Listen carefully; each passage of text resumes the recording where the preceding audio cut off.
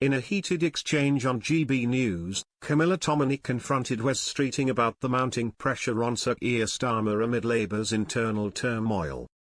GB News host Camilla Tominey grilled Wes Streeting on Sunday's programme as to whether it's time for Sir Keir Starmer to resign following a series of humiliating policy U-turns. This week even saw some members of the Labour Party rebel against their leader, as more than 120 Labour MPs threatened to vote against a bill that included welfare reforms. One frontbencher had already quit over the plans, while others were understood to be prepared to do so if agreement had not been reached. Tominey asked Streeting, "Keir Starmer doesn't really know what he's doing, does he? We have got another screeching turn on benefits, after the screeching turn on the winter fuel payments." The Health Secretary responded, "I don't agree with that.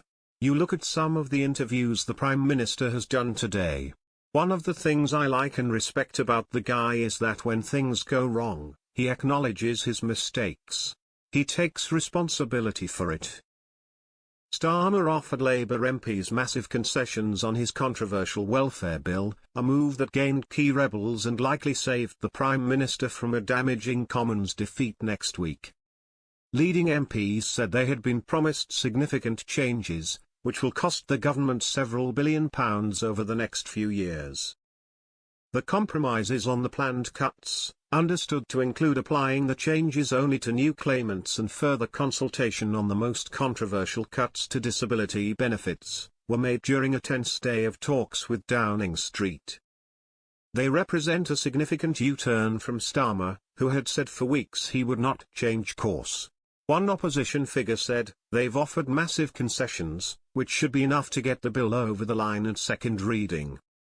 Another added, "We always wanted to protect the most vulnerable, not to destroy the bill or cause the government trouble. We always hoped there would be an off-ramp, and that's what we have now." More hardline rebels were urging their centrist colleagues not to drop their objections. Still, with ministers insisting they would hold the vote on Tuesday, more moderate MPs were understood to be backing the government's proposals. Chancellor Rachel Reeves had factored savings from the cuts into her spring statement, designed to help meet her economic plans, but it is now unclear how the new changes will affect these.